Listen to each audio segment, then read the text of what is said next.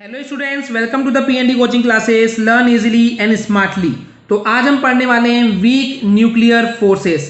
तो चलिए समझते हैं क्या होता है ये weak nuclear force. So basically students, किसी रेडियो एक्टिव सब्सटेंस का जब रेडियो एक्टिव डिके होता है, डिके होने का मतलब वो खराब होना शुरू होता है या फिर कमजोर होते जाता है या फिर खत्म होते जाता है, तो उसमें से क्या होता है कि कुछ एलिमेंट्री पार्टिकल्स वो निकलने लग जाते हैं उसमें से। ओके स्टूडेंट्स, तो ये जो एलिमेंट्री पार्टिकल्स वहां से निकलते हैं उनके बीच में एक फोर्स काम करता है एंड ये फोर्स जो है उसी फोर्स को हम बोलते हैं वीक न्यूक्लियर फोर्स।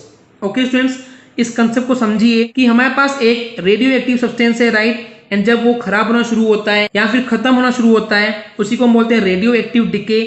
उस टाइम पे कुछ एलिमेंट्री पार्टिकल्स वहां से निकलते हैं एंड इन पार्टिकल्स के बीच में एक फोर्स काम करता है, उसको हम बोलते हैं वीक न्यूक्लियर फोर्स। ओके, चलिए इसको एग्जांपल के तौर पे समझते हैं। जब एक रेडियो एक्टिव सब्सटेंस का रेडियो एक्टिव डिके होता है तो उस कंडीशन में बीटा डिके बोलते हैं उस प्रोसेस को।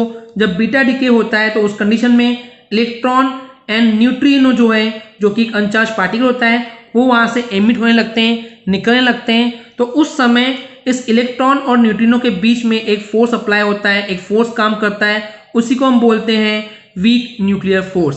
ओके, ये जो वीक न्यूक्लियर फोर्स होता है वो बहुत ज्यादा स्ट्रांग होता है as compare to the gravitational force से, पर ये वीक न्यूक्लियर फोर्स उतना ही ज्यादा कमजोर होता है as compare to the strong nuclear force and electrostatic force, दोनों से ही कमजोर होता है। ओके स्टूडेंट्स, अब इसकी कैरेक्टरिस्टिक्स या फीचर्स को जानने के पहले आपको मैं एक टर्म के बारे में बताना चाहूंगा। उस टर्म को बोलते हैं हम क्वार्क्स। क्वार्क्स क्या है, चलिए समझते हैं। लेटेस्ट डिस्कवरीज के बेस पे ये पता चला है कि प्रोटॉन्स एंड न्यूट्रॉन्स जो हैं वो एग्जैक्टली ये सिर्फ दो ही बिल्डिंग ब्लॉक्स नहीं है किसी न्यूक्लियस के लिए।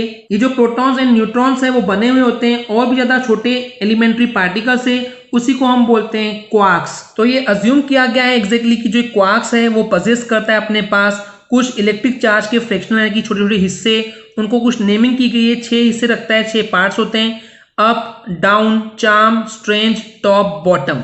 ओके स्टूडेंट्स, तो बेसिकली इन क्वार्क्स या एंटी क्वार्क्स पे कितना चार्ज होता है, चलिए उसको टेबल से समझते हैं। टेबल में देखते हैं उनकी वैल्यूज। तो up, down, charm, strange, top and bottom की एक पर्टिकुलर चार्ज दिया गया है, दैट इज आपको यहाँ पे टेबल पे देख पा रहे हैं। एंड एंटी क्वार्क्स के लिए उन पे सिंपली बार का सिंबल लगा होता है एंड उसकी वैल्यू साइन में अपोजिट हो जाती है। इट मीन्स पॉजिटिव है यहाँ पे, तो यहाँ पे सिंपली निगेटिव हो जाएगा। ओके स्टूडेंट्स, तो बेसिकली आप एक बार लर्न कर लेंगे। अब चलिए बात करते हैं कुछ इंपॉर्टेंट कैरेक्टरिस्टिक्स या फिर फीचर्स की about the weak nuclear forces. The very first feature is, ये जो वीक न्यूक्लियर फोर्स है ये शॉर्ट रेंज फोर्स है। इसका मतलब ये तभी अप्लाई होगा जो ये एलिमेंट्री पार्टिकल्स एमिट हो रहे हैं उनके बीच का डिस्टेंस बहुत कम होगा, उस कंडीशन में होगा, राइट। तो अगर इसके रेंज की बात करें तो होता है 10⁻⁻15 मीटर।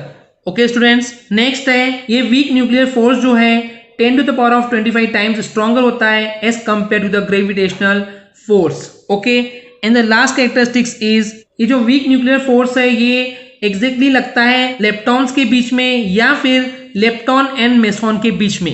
ये लेप्टॉन एंड मेसॉन जो है बेसिकली ये एलिमेंट्री पार्टिकल्स ही है जो कि उस डिके के टाइम पे एमिट हो रहे थे। ओके स्टूडेंट्स, तो ये थे features of the weak nuclear force. चलिए कुछ और इसके बारे में समझते हैं।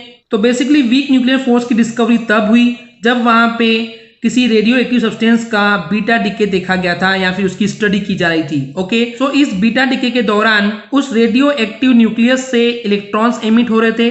ओके स्टूडेंट्स, हालांकि इस बीटा डिके की प्रोसीजर के थ्रू पहले अज्यूम ये किया गया था कि इस रेडियो एक्टिव सब्सटेंस के न्यूक्लियस का जो न्यूट्रॉन होता है वही कन्वर्ट हुआ है प्रोटॉन में एंड इलेक्ट्रॉन में। थ्योरेटिकली ये भी अज्यूम किया गया था कि जो बीटा पार्टिकल्स एमिट हो रहे हैं उस न्यूक्लियस में से, आई मीन उस रेडियो एक्टिव सब्सटेंस के न्यूक्लियस में से, वो पजेस करते हैं same energy and same velocity. इसका मतलब जो बीटा पार्टिकल्स एमिट हो रहे थे तो पहले माना गया था कि सारे ही बीटा पार्टिकल्स की एनर्जी भी सेम है एंड वेलोसिटी भी सेम है। लेकिन जब इसको एक्सपेरिमेंट किया गया तो हमको ये देखने मिला कि उन इलेक्ट्रॉन्स की या फिर बीटा पार्टिकल्स की जो एनर्जी थी वो भी अलग अलग थी एंड उनकी वेलोसिटीज भी अलग अलग थी। ओके स्टूडेंट्स, ये वेरी करती है वैल्यू 0 से लेकर के एक सर्टेन वैल्यू तक के। तो इस वेरिएशन को और ज्यादा एक्सप्लेन करने के लिए साइंटिस्ट पॉली ने एक पोस्टुलेट दिया, कुछ रूल्स बताए जो कि इस तरीके से थे कि वहां पे अनचार्ज पार्टिकल भी एग्जिस्ट करते हैं जिसको हम बोलते हैं एंटी न्यूट्रिनो, ओके, जो कि उस बीटा पार्टिकल के साथ साथ वो पार्टिकल्स भी, it means anti neutrino particles भी वहां से एमिट होते हैं। ओके स्टूडेंट्स, सो बेसिकली जब ये बीटा डिके होता है तो उस समय beta particles and anti neutrino दोनों ही उस रेडियो एक्टिव सब्सटेंस की एनर्जी को शेयर करते हैं। ओके स्टूडेंट्स, सो यहाँ पे दो कंसेप्ट है। एक कंडीशन में ये हो सकता है कि एंटी न्यूट्रिनो की एनर्जी ज्यादा होगी तो उस कंडीशन में बीटा पार्टिकल की एनर्जी कम होगी, या फिर इसका वाइस वर्सा यानी कि उल्टा केस ये भी हो सकता है कि जब बीटा पार्टिकल की एनर्जी मैक्सिमम होगी तो उस कंडीशन में एंटी न्यूट्रिनो एलिमेंट की एनर्जी कम होगी। ओके स्टूडेंट्स, हालांकि बाद में एक्सपेरिमेंट के तौर पे ये वेरीफाई किया गया कि एंटी न्यूट्रिनो एग्जिस्ट करते हैं। ओके स्टूडेंट्स, सो फाइनली ये कंक्लूजन निकल के आता है यहाँ से कि इस electron and anti neutrino element के बीच में एक फोर्स काम करता है एंड उस फोर्स को बोला गया है weak nuclear force. Okay students, so I hope आपको क्लियर हो गया होगा। अगर आपको हमारी वीडियो से कुछ भी सीखने मिला या नॉलेज मिला तो प्लीज हमारे चैनल को सब्सक्राइब कीजिए एंड वीडियो को लाइक जरूर करें। आज के लिए इतना ही, थैंक यू।